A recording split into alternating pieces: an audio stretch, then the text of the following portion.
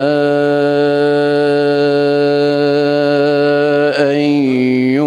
النبي إنا أرسلناك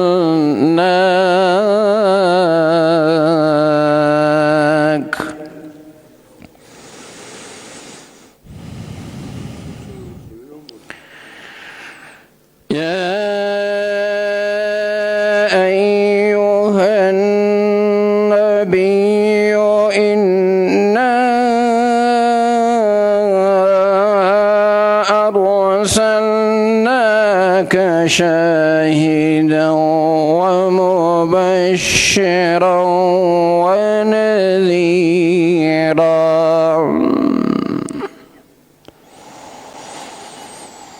يا أيها النبي إنا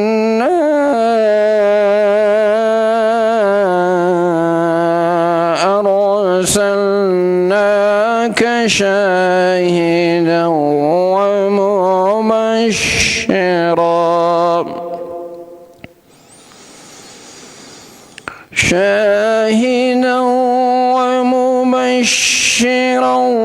ونذيرا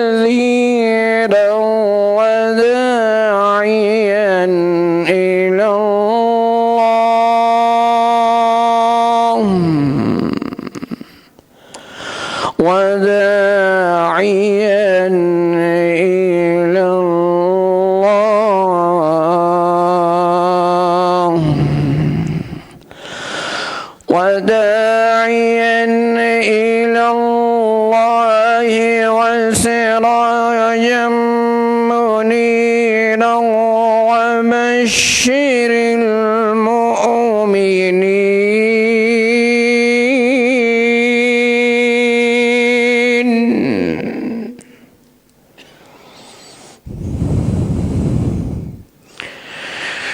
وداعيا إلى الله وسراجا منيرا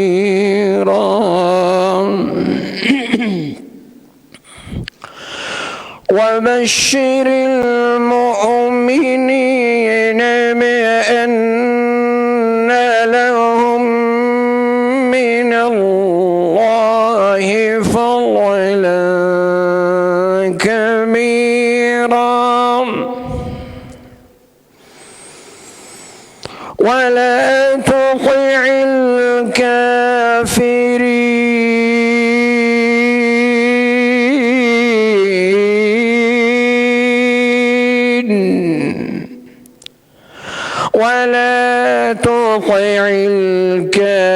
الكافرين والمنافقين ودع أذاهم وتوكل على الله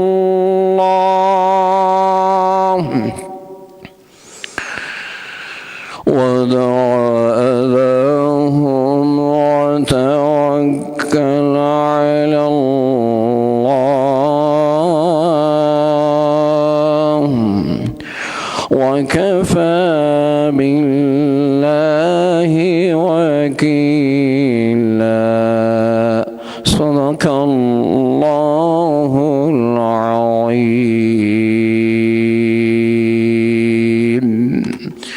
اللهم حببنا الإيمان وزينه في قلوبنا وكره إلينا الكفر والفسوق والعصيان واجعلنا من الراشدين وحبب إلينا صوم رمضان وقيامه وآدابه وأحكامه وما يلزم من عبادته فيه. اللهم صل على سيدنا محمد وآله أجمعين برحمتك يا أرحم الراحمين. شکر حنیفیسم. جناب رئیس وقت امتیازی است وکیل صاحب اجازه بدیم. بفرمایید وقت بده وکیل صاحب. جناب محترم علی آرسی.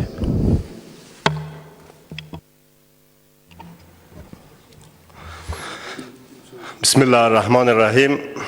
جناب رئیس هیئت محترم اداری، همکاران عزیز و گرامی حاضر در تالار، سلام درود بر همه شما. صبحتون بخیر. جناب رئیس، به اجازه شما و سایر همکارا دو نکته را میخوایم اشاره بکنم. موضوع اول مشکل وزارت معارف است. معارف ما و شما با مشکلات زیاد مواجه است. متاسفانه مشکلی که امسال بر کوهی از مشکلات معارف اضافه شده کمبود معلمین است. شما در جریان هستین که تشکیل وزارت معارف، تشکیل تمام مکاتب در کشور مطابق نیازها نیست. در سالهای گذشته به خاطر کمبود تشکیلات که جبران شود، معلمین قراردادی و اجیر به عنوان حق زحمه استخدام می شدند و اینا کمبود معلمین جبران میکردند. این سال که یک ماه از آغاز سال تعلیمی گذشته هنوز معلمین قراردادی استخدام نشده. برای اکثر مکاتب در کشور مشکل است. 2000 شاگرد 7 نفر معلم در مکاتب اداره میکنند. توقع و خواست جدی همه خانواده معارف از خانه ملت این هست که این مشکل حل بکنن. معلمین بالمقطع و معلمین اجیر و قراردادی تا زمانی که تشکیلات وزارت معارف مطابق نیاز عیار نشده استخدام شود و بعد ما از کمیسیون محترم مربوطه هم خواهش میکنیم که در ارتباط عیارسازی تشکیلات مکاتب و وزارت معارف مطابق نیازها با اونا همکاری بکنن و کمک بکنن. یک موضوع دوم جناب رئیس، اما رقمی که همه در جریان هستیم، به زودی در همین روزهای آینده کنفرانس مهم درباره سرنوشت سیاسی افغانستان در استانبول ترکیه برگزار میشه. در این کنفرانس خوشبختانه بسیاری از شخصیت‌های تاثیرگذار کشور ما و شما حضور دارند، شخصیت‌های مؤثر و تاثیرگذار، اما متاسفانه جای خانه ملت همچنان در پروسه صلح خالی است. ما امیدوار هستیم که این نقصه جبران شود، ولی چیزی را که ما از همه دستاندرکاران و کسایی که دخیل در قضیه صلح افغانستان است توقع و انتظار داریم و به عنوان یک حق مطالبه داریم، این هست که در این کنفرانس ها در آینده سیاسی افغانستان هر نوع انعطاف پذیری قابل قبول است، اما دو مسئله برای مردم افغانستان بسیار مهم و اساسی هست که او عبارت است از آزادی و عدالت. این دو دستاورد و دو ارزش انسانی نباید به هیچ وجه معامله شود و قربانی شود. تشکر جناب علیارس. محترم علی اکبر قاسمی.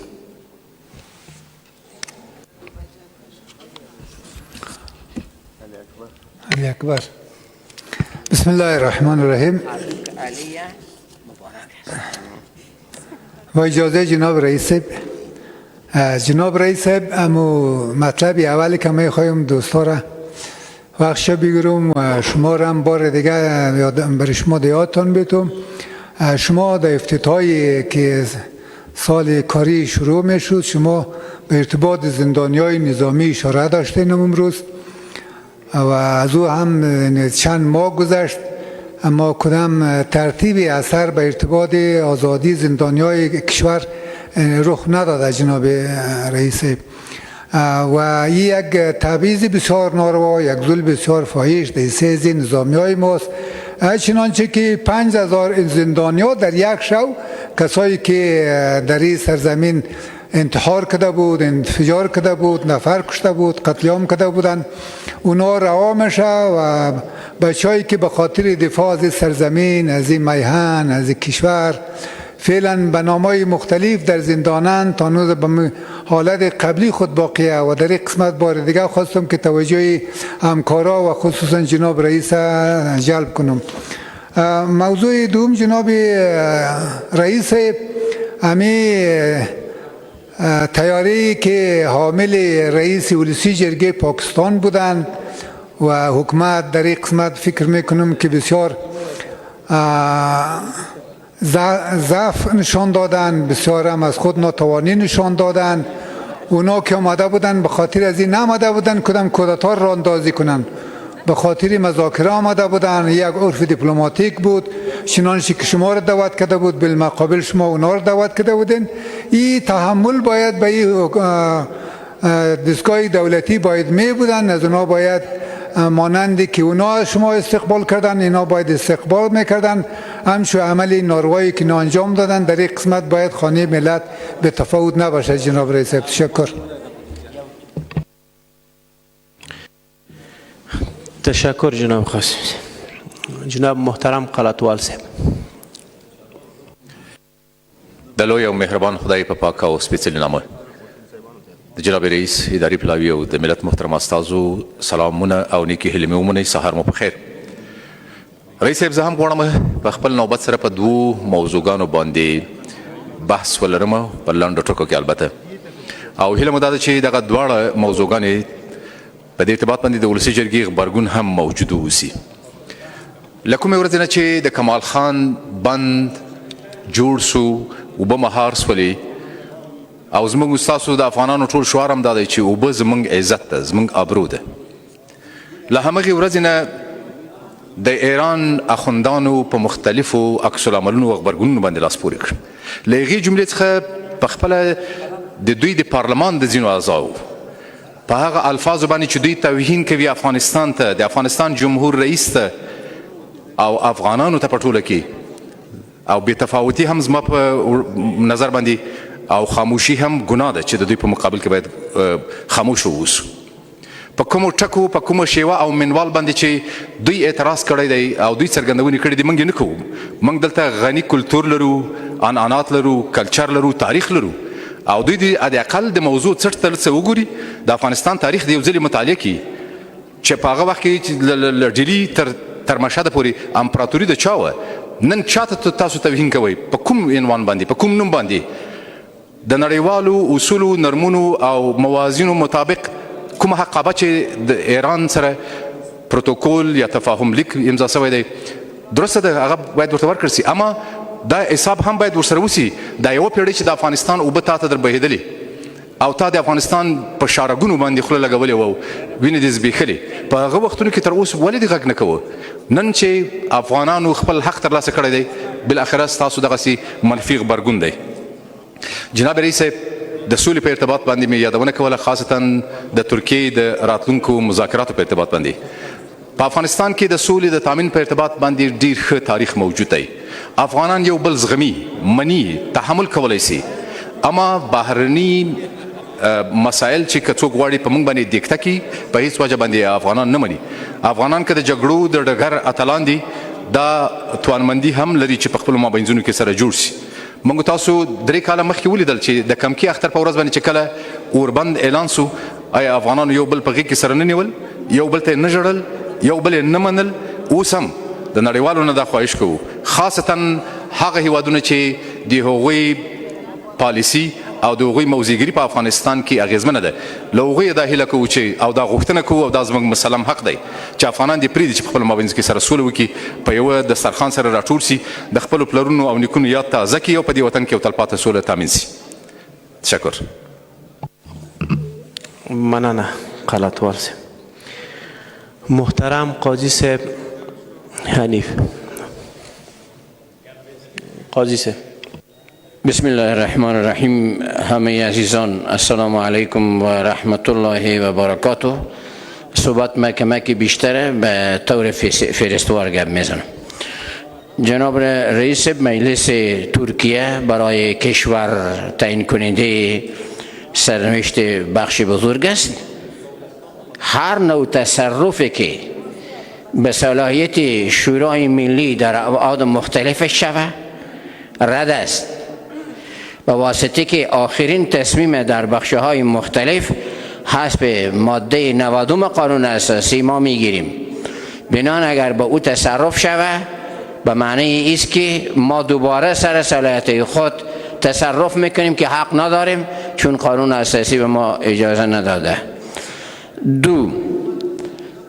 برای قانون دین مردم افغانستان و قانون مردم افغانستان اسلام این خط قرمز است. از این کس تیر شده نمیتونه به هیچ عنوان. هر کس هر چه گپ هم داشته باشه ما از این تیر شده نمیتونیم. 3. انتخابات قبل از وقت حسب ماده 67 قانون اساسی با استعفای رئیس جمهور است، با عزل رئیس جمهور است، با فوتش است یا مریضی سبب العلاج.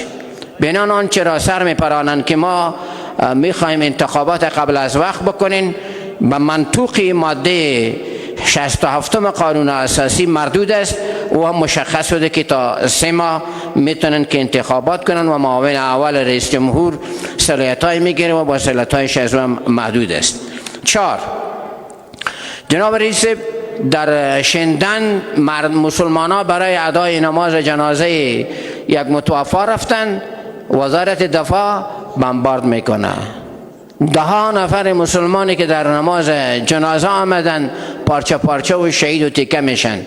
خب هر روز ما را طالب میکشه، هر روز انتحار هست، لااقل همین که به دستشان است، همین خوب ببینن کجا بم میزنن، همین نماز خواندن و حالت جنازه خب این مشهود است. جنایت تا به چه اندازه در مسیر را موترونر میکشن، در محل نماز جنایت دیگه کردن. بخش دیگه دارم. برادرای عزیز، وکلای عزیز، از همه شما متخصصتم که به شفاخانه ها سر بزنین.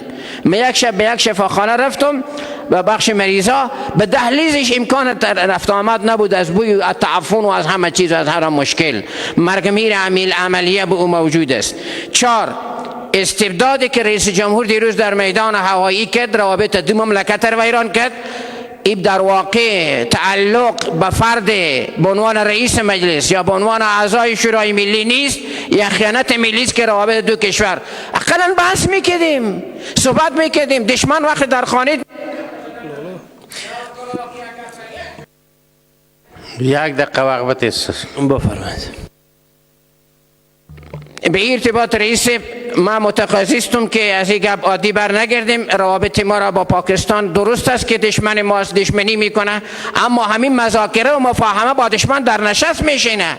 ما پارلمانی ها متخصصیم که گروپ های پارلمانی را نه تنها در پاکستان با همه ممالک در بخش های مربوطه داشته باشیم، حکومت کار خود بکنه، ما بخش های پارلمانی کار خود.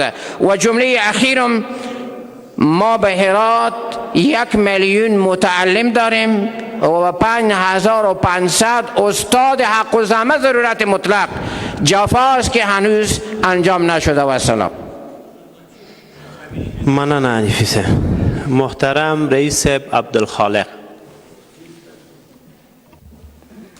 بسم الله الرحمن الرحیم و بین نستعین. با اجازه رئیس صاحب و اعضای که مجلس است، السلام علیکم و رحمت الله و برکاته. جناب رئیس صاحب، خواستم که پروژه‌ای که در بلخ است در سال 98 99 که کل دیزاین شده و پلان شده تا هنوز سر و صدایش نیست. شما ببینید جناب رئیس صاحب، یک سرکی که شیرآباد و بابا یادگار یعنی ولسوالی دیدادی را به خود میگیره که 13 کیلومتر است، این امضای رئیس صاحب جمهور است، از معاون صاحب، از وزیر صاحب مالیه، از وزیر صاحب عدلیه و رئیس تدارکات که رئیس صاحب جمهور هم درست کلشان امضا کرده.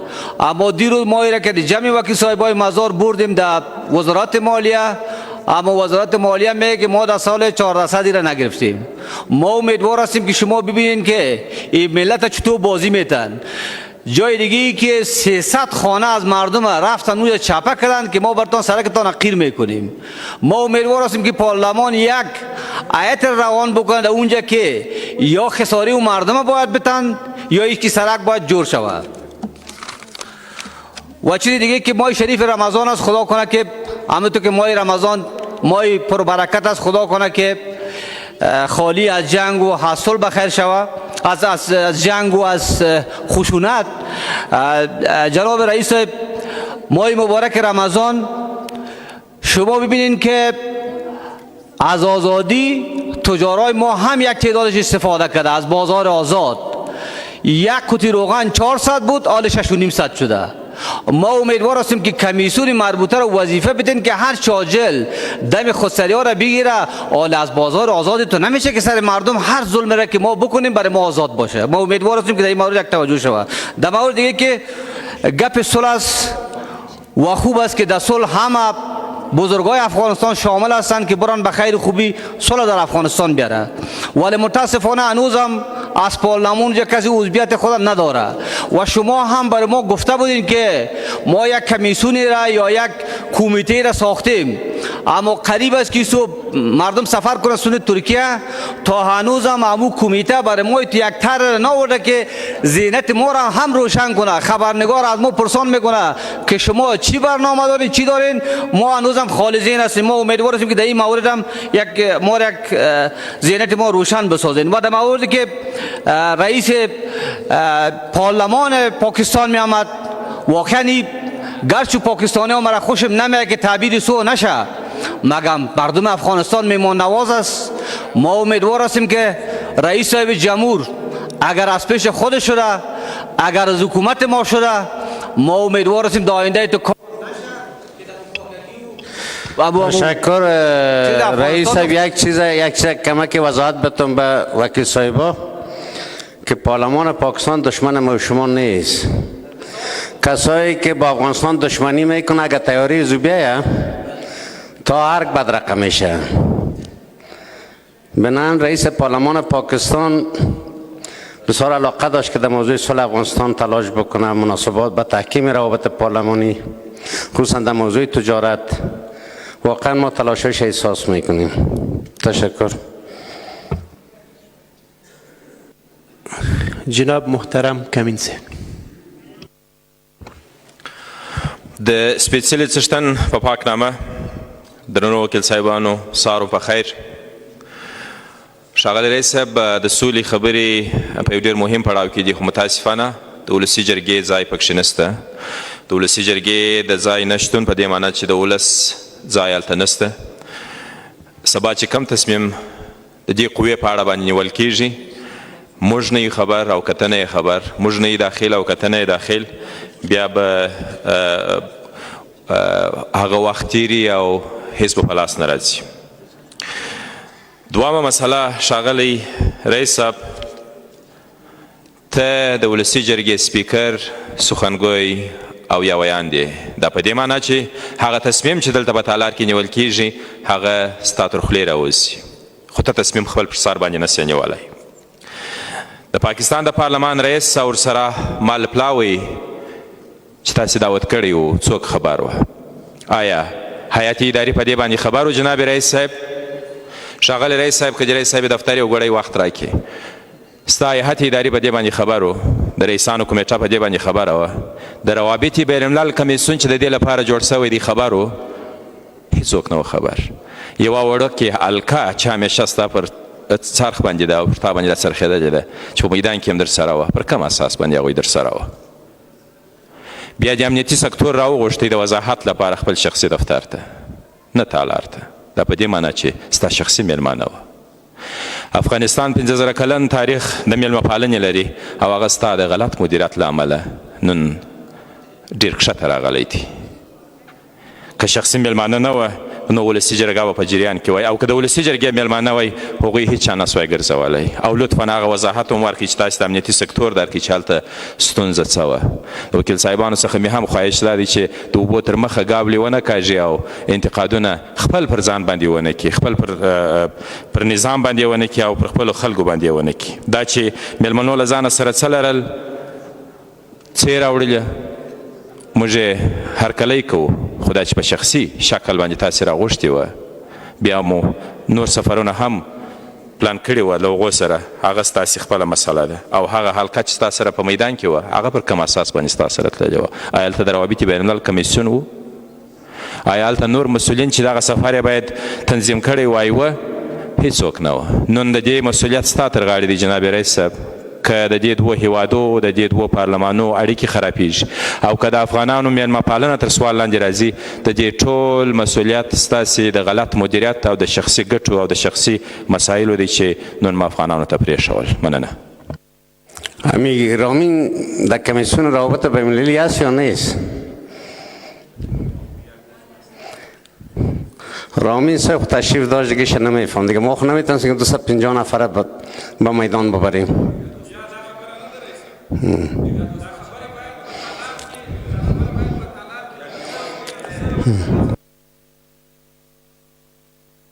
وقت بتوجه کنید.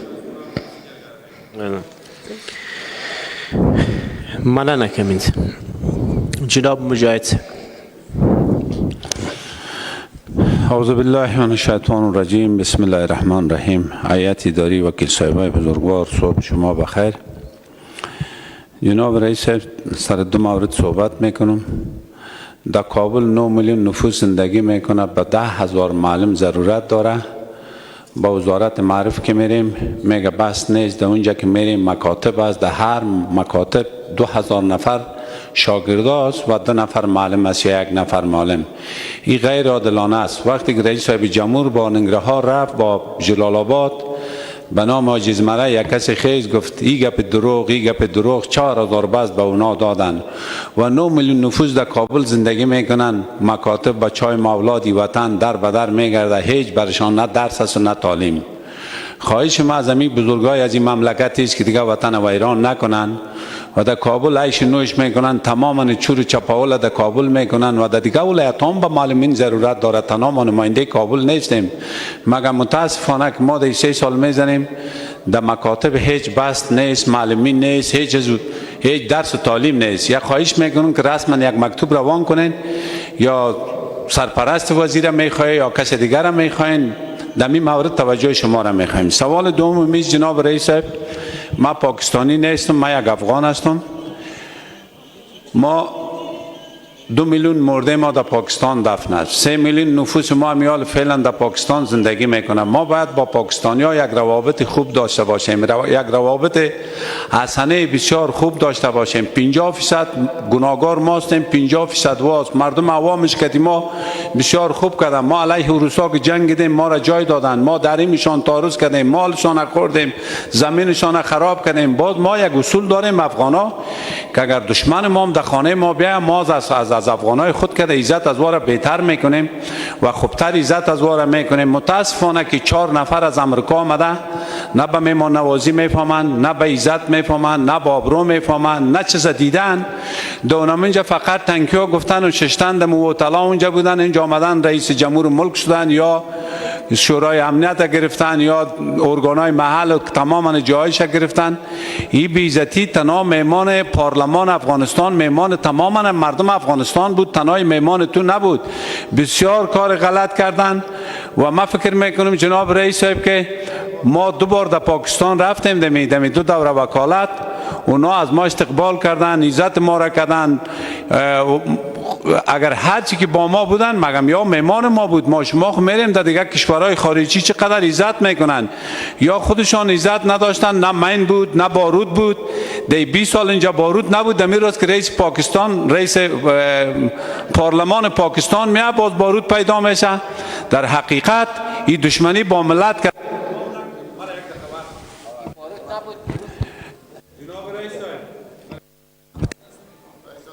یک دقیقه وقت بده مجاهد صاحب.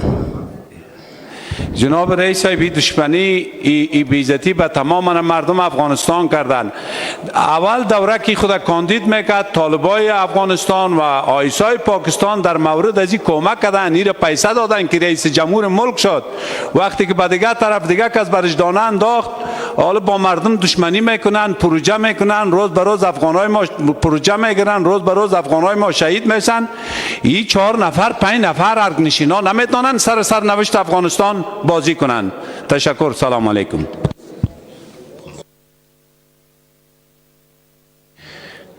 جناب جلیلی صاحب.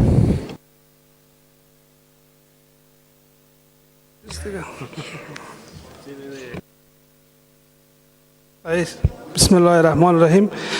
با اجازه رئیس هیئت اداری و همصنفان گرامی، السلام علیکم و رحمت الله و برکاته. جناب رئیس صاحب، تا جایی که ما شما با خبر هستیم، موضوع صلح بسیار یک موضوع مهم و حیاتی امروز در کشور است و نشست استانبول یک نشست مهم و سرنوشت ساز خواهد بود.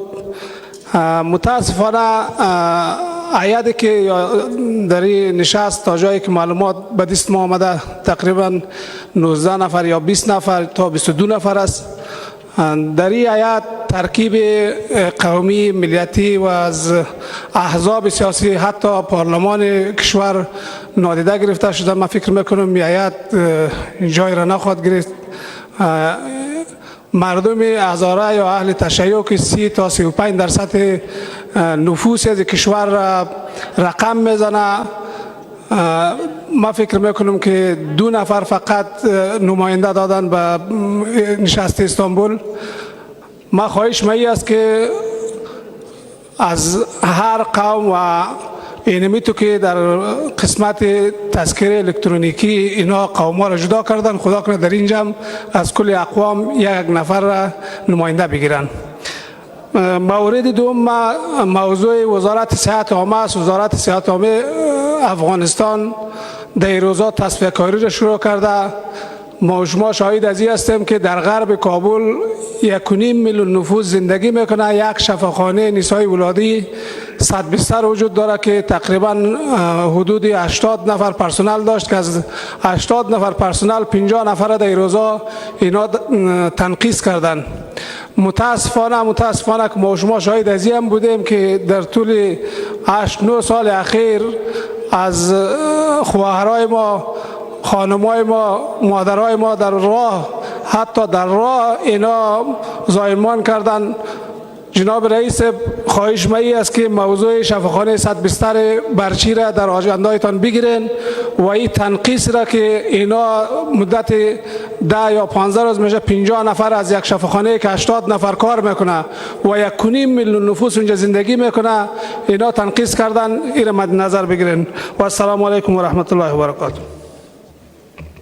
تشکر جناب جلیس محترم بشردوست.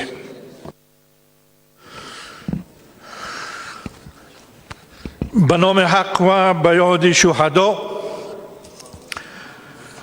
چی شور و شوق ها را که ما میبینیم، چی هیاهو و سر و صداها که ما میشنویم، چی همایش ها و نمایش هاست که ما شاهد هستیم و چی کنفرانس و کمیته هاست که ما میبینیم. چی خطهای سرخ کشیده می شود. یکی میگوید زن نیست، یکی میگوید مرد نیست، یکی میگوید جوان نیست، یکی میگوید نمیدونم هزاره نیست، پشتون نیست، تاجیک نیست. و چی خواسته ها، چی طرح ها. یکی فدرالی میخواهد، یکی متمرکز میخواهد، یکی ریاستی میخواهد، یکی پارلمانی میخواهد، یکی جمهوریت میخواهد، یکی امارت میخواهد. از کی و در کجا؟ اینها فکر میکنن که در کنفرانس استانبول مثل که در یک رستوران استانبول میروند، در یک رستوران بابا و بابوی خود میروند. یکی پلاو فرمایش میدهد، یکی کباب فرمایش میدهد، اما هیچ کس از خود پرسان نمی کند که چرا سرنوشت ما در خارج تعیین شود. کسایی که خود کلان کشور میگیرد چی وقت به بلوغیت سیاسی میرسند؟ طرحها، چی طرحهایی که ساخته می شود، شب و روز طرح ساخته می شود. کمیسیون ها مشغول است، کمیته ها مشغول است، احزاب مشغول است، روشنفکران و تحصیل کرده ها مشغول است. اما اینقدر یک لحظه فکر نمی کند که ما خود در تاریخ دیدیم و شنیدیم که همیشه گفتن طرحها از شما اما تصمیم از ما. کدام یکی از این طرحها یک سر سوزن ارزش برای کسانی که تصمیم میگیرند در ترکیه است؟ البته نگوین که ما چون دست ما دست سیب نمیرسه یه حرفا رو میزنیم. از ما هم دعوت شد، ما گفتیم به این سیاست بازی، به این کمدی ما شرکت نمی کنیم. سرنوشت ما در طول حداقل بعد از 1920 یا در لندن تعیین شده، یا در مسکو تعیین شده، یا در پشاور تعیین شده، یا در بن تعیین شده.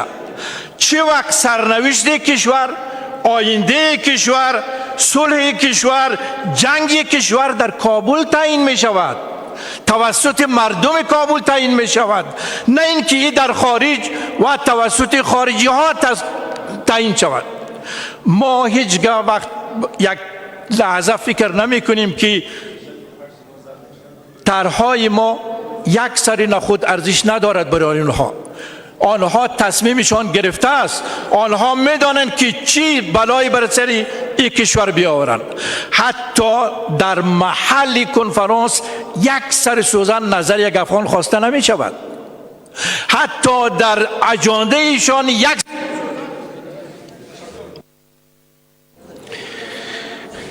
تشکر جناب بشردوست. محترمه نیلوفر ابراهیمی. به نام خدای عدالت و آزادی، با کسب اجازه از جناب رئیس و همکارای عزیز، جناب رئیس، ما در یک مرحله بسیار اساس تاریخی قرار داریم و نشست ترکیه ما بخواهیم یا نخواهیم، به قول آقای بشردوست که بیشتر تصمیم گیرنده ها در موضوع افغانستان در طول حداقل 100 سال مردم افغانستان نبوده. در نشست ترکیه از جانب تحریک طالبان جناب رئیس 90% از قوم محترم پشتون اشتراک میکنند که آقای غنی را طرف نزاع به حیث یک پشتون نمیدانند. میتونه یک پیام دیگه هم داشته باشه که نزاع در افغانستان هنوز هم نزاع قومی است و طرف مقابل نزاع آقای غنی نه، بلکه یک بخش عظیمی از مردم افغانستان است. جناب رئیس، در ترکیب اشتراک کنندگان سطح حضور اقوام باید در نظر گرفته شود، چرا این درست نیست که 90% یک طرف هم از یک قوم محترم باشه و 50% طرف حکومت هم از یک قوم محترم باشه. پیام من به جامعه جهانی، به کشورهای میزبان و دخیل در قضایای افغانستان است که حضور جهت‌های اشتراک کننده را به اساس طرفین نزاع در نظر بگیرند تا نشود که ما مانند گذشته شاهد یک نتیجه معیوب مانند کنفرانس بن باشیم. لحاظا جناب رئیس، به شما و همکارای عزیزم و خانه ملت برمیگرده که ما در ترکیب این کنفرانس و کنفرانس های دیگه در ترکیب اصل طرف نزاع باشه. لحاظا با ترکیب فعلی ما راه حل برای مردم افغانستان نمی بینیم. ما امیدوار هستم شما در این مورد و خانه ملت به خاطر حل نهایی این بحران و نزاع جدا در این مسئله طرف واقع شویم تا ای که ما دلیل حل مشکل شویم، نه ای که ما تماشا ببینیم و آن چیزی که دیگران ترسیم و ترتیب میکنن ما فقط برش بله و نخیر بگوییم. تشکر. تشکر دکتر صاحب. محترم دکتر صاحب مدبر.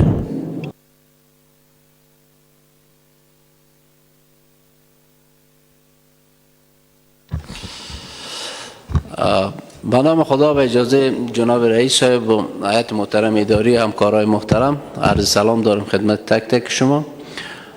جناب رئیس صاحب، واقعا در وضعیتی که به سر میبره کشور وضعیت فوق العاده اساس است، بگومگوهای صلح بسیار زیاد جدی شده و او طرف هم دیروز چیزایی را که ما از ارگانهای امنیتی شنیدیم واقعا تکان دهنده بود که حملات دشمن و طالبان فوق العاده افزایش یافته، تعداد تلفات بالا هست. در ولایت ها حلقه محاصره را دشمن تنگتر ساخته، شاراها متاسفانه در یک وضعیت ناامنی به سر میبرند. ما خواهش ما جناب رئیس صاحب این هست که بگومگوی صلح روان است، اگر سر نظام و نیروهای امنیتی تاکید نشه که برنامه هایشان به خاطر مهار این وضعیت نداشته باشند، در این وضعیت نابسامان هر روز از مردم ما قربانی میگیره، جنگا شدتش بالا رفته و او طرف مذاکره صلح روان است.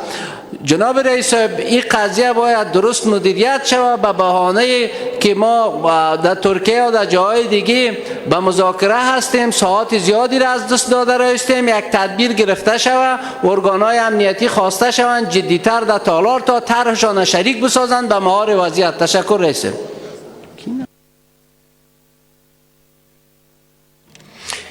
تشکر دکتر صاحب. محترم مهدی راسخ. بسم الله الرحمن الرحیم. سلام و صبح بخیر. درود میفرستیم بر ارواح شهدا. جناب رئیس صاحب مجلس نمایندگان، اعضای مجلس، واقعی تأسف بار پیش آمد ای که طیاره حامل رئیس پارلمان پاکستان از فضای افغانستان برگشتانده شد. حالا نمیدانیم خلای کار در کجا بوده. واقعا شما هیچ اطلاعی به حکومت ندادین، وزارت خارجه و سفارت و اینا خبر نداشتن. اگر داشتن چرا این کار شد؟ این خلاف اصول دیپلماتیک است. هرگاه مخالف حضور و آمدن این هیئت می بودن، حکومت باید قبل از پرواز از اینا شما را در جریان می ماندن یا این سفر را کنسل می کردن. اما همچون واقعی پیامدهای ناگوار برای افغانستان داره. همه ما می دانیم که پاکستان هم نقش مثبت در قضای افغانستان میتونه داشته باشه و هم نقش منفی، و ما نباید کاری کنیم که برای منافع ملی افغانستان خطرات و تهدیدات جدیدی را متوجه بسازیم. متاسفانه این تصمیم خلاف منافع ملی افغانستان است و پیامد این کار ناسنجیده است و خطرناک است. از طرف دیگه یکی از همکارای ما و شما یک اظهارات را داشتن به آدرس اقوام و گروه های اجتماعی در افغانستان، اقلیت و اکثریت و امثال از این. ما به شخص ایشان هیچ گپ نداریم. هر کس آزادی بیان از هر موضوعی را میگیره و بیان را داره، اما جایگاه مجلس نمایندگان و جایگاه رسمی دولتی ایجاب میکنه ما منافع و مصالح ملی را باید بر اظهارات خود مد نظر بگیریم. در این زمانی که ما با یک تهدید بزرگ علیه نظام و علیه وحدت ملی در افغانستان مواجه هستیم، هر گونه اظهارات خلاف مصالح ملی که وحدت ملی را در افغانستان آسیب پذیر بسازه، ما احساس میکنیم که بر علیه منافع ملی افغانستان است و ناسنجیده است و محکوم است. بس بعد دیگر ما در میدان وردک ولسوالی دایمیرداد جناب رئیس پست‌های پلیس ما محاصره مطلق است که حتی آب نوشیدن نداره. چند روز است که توسط طالبان بعد از جنگ‌های شدید محاصره شده، اما هیچ گونه اقدام برای آزادسازی از محاصره اینا صورت نگرفته. جناب رضایی صاحب.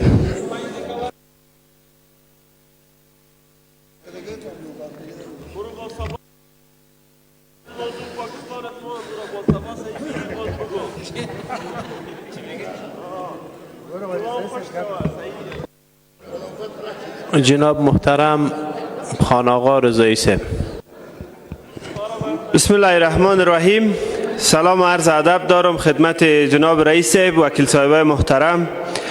جناب رئیس صاحب، قسمی که وکیل صاحبا یادآوری کردن، هیئتی که قرار است به کنفرانس استانبول یا جلسه استانبول شرکت کنه، متاسفانه که در هیئت ترکیب در نظر گرفته نشده و مجلس نمایندگان در نظر گرفته نشده و از طرف دیگه گروه طالبان که خود را نماینده یک قوم محترم پشتون میدانند که در واقعیت که تا به حال از قوم پشتون نمایندگی نکردن و نمیتونند، 99% از یک تیم خدا نمیارن و اینجا هم کسایی که شامل لیست شده ترکیب در نظر گرفته نشده.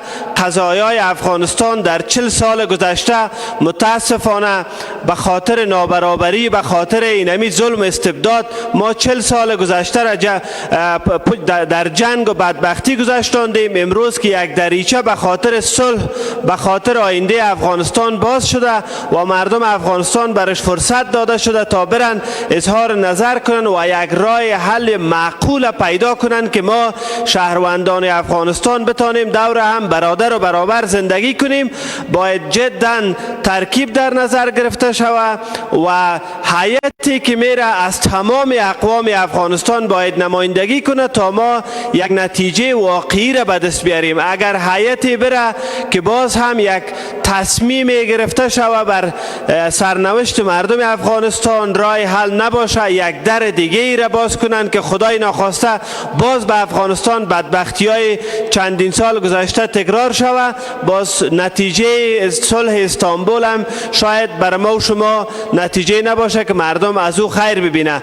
ما تاکید ما بر این است که لطفاً جامعه جهانی، شورای عالی مصالحه، کسانی که در قضایای افغانستان زی دخل هستند ترکیب هیئت جدا در نظر بگیرند، نمایندگان مردم در نظر بگیرند، شورای ملی بخصوص مجلس نمایندگان، کسانی که شرکت میکنند از مردم افغانستان باید واقعا نمایندگی کنند و بتوانند مشکلات مردم افغانستان حل کنند. و اگر چنین نشه، نشست استانبول و بخصوص ترکیه که ریاستی مجلس داره و ملل متحد در این پروسه ناکام میشه و پیش دنیا و مردم افغانستان هم بدنام میشن. ما خواهش میکنیم که در نشست استانبول ترکیب و هیئت باید جدا در نظر گرفته شود. تشکر و سلام علیکم. مننه رضایی صاحب. محترم نادر خان کټوازی.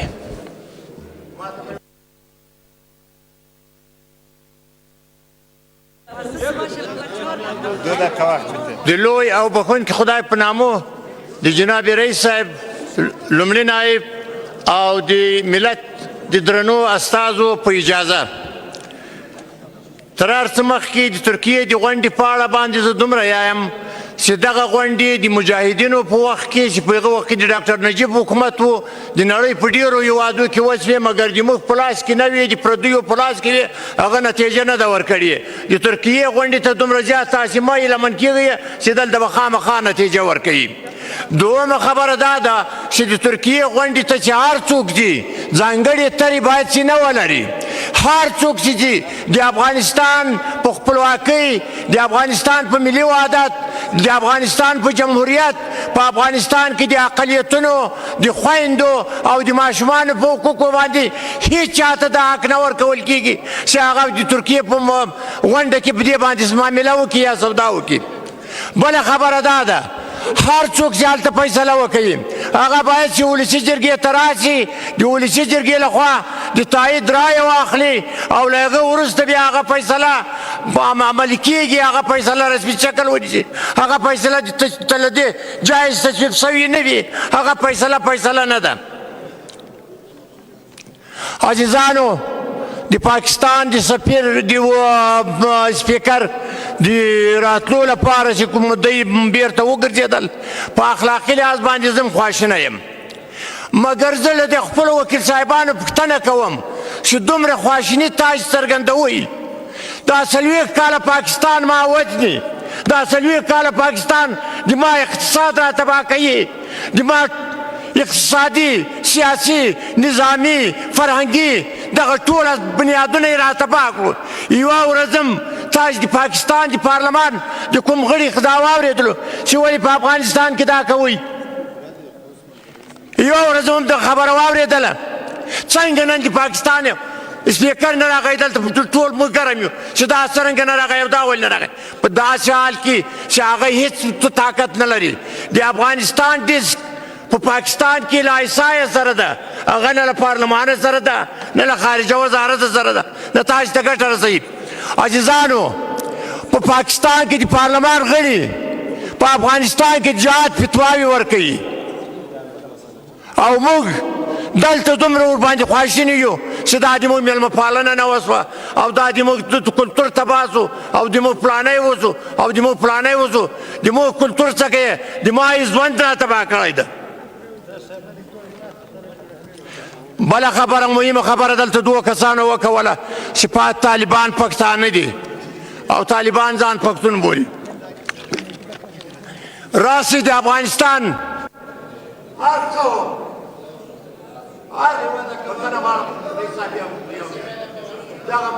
یک دقیقه وقت بته کتوازی صاحب. د افغانستان هر قوم د راسره وګڼي چې د طالبانو له لاسه پښتانه څومره تباه سوي دي، د پښتنو ولایتونه څومره تباه سوي دي، د پښتنو ماشومان څومره له تعلیمه پاتې سوي دي او د نورو قومونو. څنګه دا خبره کوي چې طالب یا چې زه پښتون یم؟ دا پښتون ته ته ولي دومره په سپکه سترګه ګوري؟ طالب قوم نه لري، طالب د هر قوم ده، طالب په یوه ایډیالوژي باندې جنګېږي، هغه په قومي هغه باندې نه جنګېږي. هیله کوم نور دلته په پارلمان کې په ولسي جرګه کې د قومونو ترمنځ د اختلاف لمن مه وږئ. د پاکستان په سپیکر باندې دومره خفه یاستئ او خپل قومونه مه خفه کوئ. مننه. محترم خالد اسد صاحب.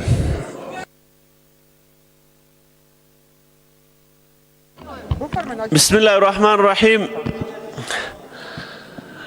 جناب رئیس صاحب او اصولي صاحب که مجلس پرېږدي بیا به وروسته جمعبندي م هغې کې خیر ده، بیا بل وخت خپل دوستانه مجلس وکړئ. د ټولو وکیل صاحبانو د سهار په خیر وي.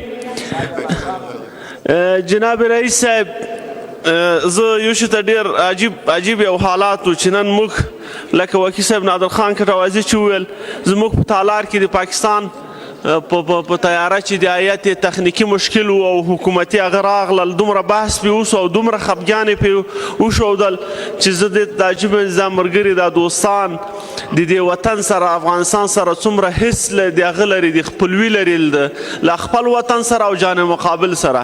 یو ورځ یې ولاکه د غومره دا تخریبات چې سوي دي دغه یې نه دي ویلي چې پاکستان موږ سره څه وکړل، خو نن یې دومره خفګان پې وسو. افسوس په داسې نمایندګانو چې ځان د دې ولسو د پارلمان نماینده بولي.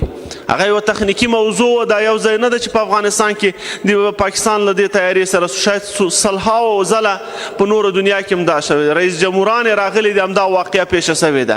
مګر موږ ته په کار نه ده چې موږ د یو چا دپاره په خپل مملکت کې د رقم په خپل پارلمان کې دومره بحث او دومره قصه وکړو. دومره قصه زه دلته دوستان وایي چې رئیس جمهور د طالبان د پښتنو نمایندګان دي او دې خواته رئیس جمهور د پښتنو نه ده. نه، رئیس جمهور ته پښتون هم رایه ورکړې، تاجک هم رایه ورکړې، ازبک هم رایه ورکړې او د افغانستان رئیس جمهور ده او له دې خوا نه به دی نماینده ده.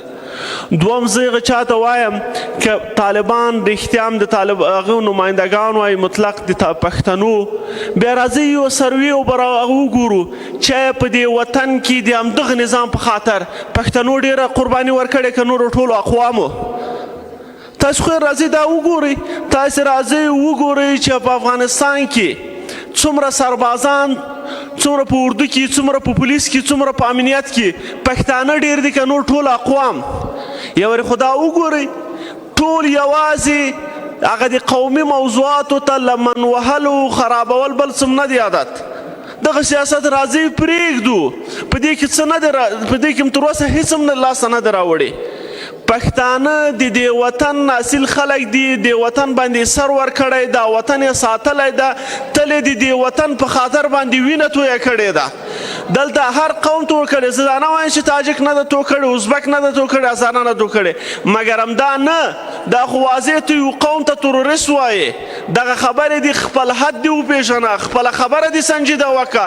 بیا دا دلته چې په دا نور هغه چې راغلي تروریستان هغه د چا مربوط دي؟ هغه په ازبکو په تاجکو په هزاره کې چې دي هغه د چا مربوط دي؟ بیا لطفا هره خبره چې کوئ سنجیده یې کوئ، د اصولو په چوکاټ کې کوئ.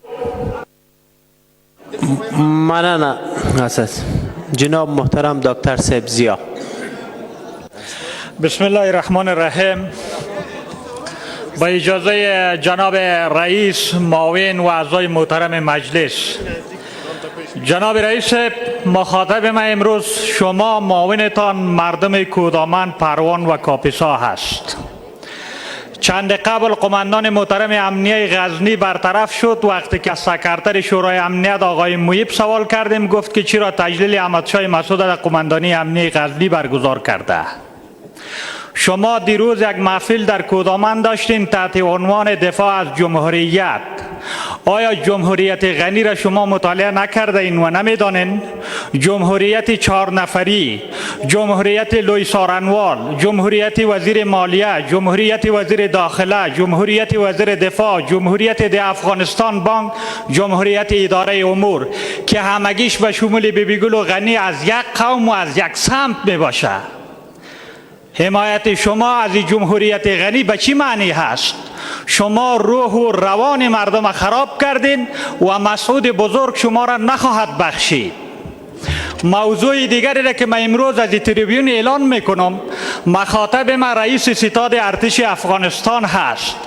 قوای مسلح افغانستان متعلق به مردم افغانستان هست. مال شخصی غنی نیست که اینا را سوق میته به خاطر سرکوب مردمی که از هر قوم دیگر کرده در افغانستان در کنار نظام بوده، مردم سربلند هزاره ما. امروز طالب ولایت شمال از جمله سمنگان را بخشای بزرگش در کنترل داره.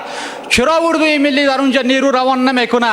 از کمبود تجهیزات صدا بلند میکنه، اما صدها تانک در بیسود روان میکنه به خاطری که مردم بیسود از نظام حمایت میکنه. باید سرکوب شود. و موضوع دیگری را که در اینجا مطرح میکنم جناب رئیس صاحبی هست و باید رهبران و بزرگایی که به خاطر صلح استانبول تشریف میبرند اینا با تمام توان تلاش کنند که در افغانستان صلح بیاید و باز هم تکرار میکنم که قصه دیکتاتورچه را ختم کنه. در غیر از او وضعیت افغانستان از این کرده هم بدتر میشه و یک تعداد صنفی های عزیز ما اینجا صدا بلند میکنند که اصلی ترین مردم افغانستان ما هستیم. نویسنده های افغانستان، تاریخی که در افغانستان موجود هست و چیزایی را که بیرونی ها تحقیق کرده و نوشته کردن یک دفعه مطالعه کنین که بومی ترین مردم افغانستان کی هست. حرفای زیادی داریم ما بگوییم، اما کو کسی که به منطق پابند باشه. کاش که بجای ازی که شما مطالعه میکردین، میدانستین و میپذیرفتین منطق بلندی که دانشمندان نوشته کرده، بعد میشد که در یک سری میز نشست و همراه شما حرف زد.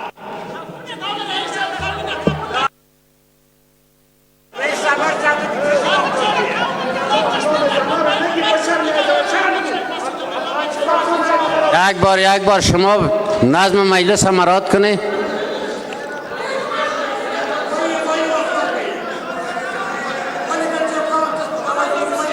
شما قطوازی صاحب بشینه.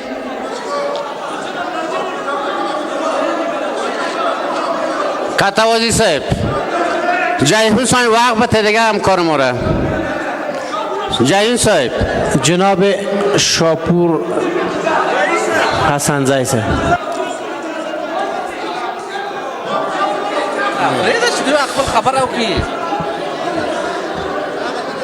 بسم الله الرحمن الرحیم.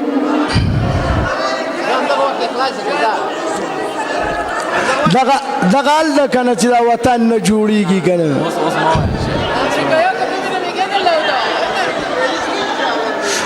دا